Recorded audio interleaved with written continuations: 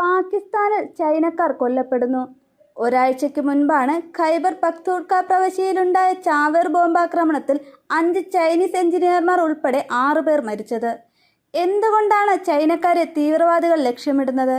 ലോകശ്രദ്ധയിലെത്തിയ സംഭവത്തിന് പ്രതികരണം ഒടുവിൽ പാകിസ്ഥാനിൽ നിന്നു തന്നെ വന്നിരിക്കുന്നു. തീവ്രവാദി ആക്രമണത്തിൽ ചൈനക്കാർ മരിക്കുന്നത് അവർ സുരക്ഷാ അച്ചടക്കം പാലിക്കാത്തത് കൊണ്ടാണെന്നാണ് മുൻ പ്രധാനമന്ത്രി നവാസ് ഷെരീഫിന്റെ മകളും പഞ്ചാബ് പ്രവിശ്യയുടെ ആദ്യ വനിതാ മുഖ്യമന്ത്രിയുമായ മറിയം നവാസ് പറയുന്നത്.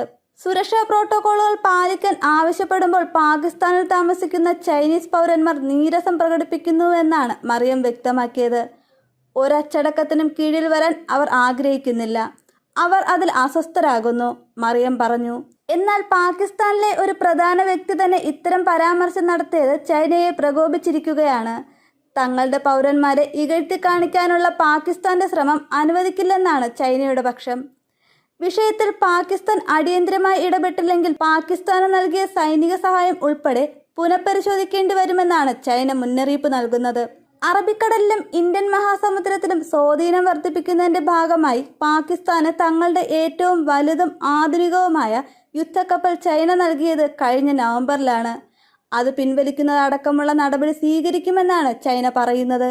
ഷാങ്ഹായിൽ നടന്ന ചടങ്ങിലാണ് ചൈന പാകിസ്ഥാന് ഈ ആധുനിക യുദ്ധക്കപ്പൽ നൽകിയത്. China state ship building corporation limited നിർമ്മിച്ച യുദ്ധക്കപ്പലായ PNS ടഗ്രിൽ പാക് സൈന്യത്തിന് കൈമാറുകയായിരുന്നു. സമുദ്രത്തിലെ വെല്ലുവിളികൾ നേരിടാൻ പാകിസ്ഥാൻ നാവികസേനയ്ക്ക് കരുത്ത് പകരുന്നതാണ് ടഗ്രിൽ യുദ്ധക്കപ്പൽ. സമുദ്രത്തിനടിയിലും കരയിലും ആകാശത്തിലും മിസൈലുകൾ തൊടുക്കുവാനുള്ള കരുത്ത് ഈ യുദ്ധക്കപ്പലിനുണ്ട്. പാകിസ്ഥാന് ഏറ്റവും കൂടുതൽ ആയുധങ്ങൾ വിതരണം ചെയ്യുന്ന രാജ്യമായി ഇപ്പോൾ ചൈന മാറിയിട്ടുണ്ട്.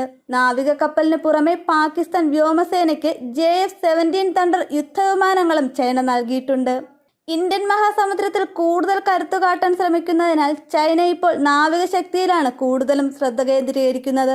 ഇന്ത്യൻ മഹാസമുദ്ര തീരത്ത് ജിബൂത്തിയിൽ ചൈന ആദ്യ സൈനിക കേന്ദ്രം സ്ഥാപിച്ചു കഴിഞ്ഞു. ഇതിനു പുറമെ അറബിക്കടലിലെ പാകിസ്ഥാന്റെ ഗോദർ തുറമുഖവും ചൈന ഏറ്റെടുത്തു. ഈ തുറമുഖം ചൈനയുടെ സിൻജിയാങ് പ്രവിശ്യയെ ചൈന പാകിസ്ഥാൻ സാമ്പത്തിക ഇടനാഴിയുമായി കരവഴി ബന്ധിപ്പിക്കുന്നതാണ്.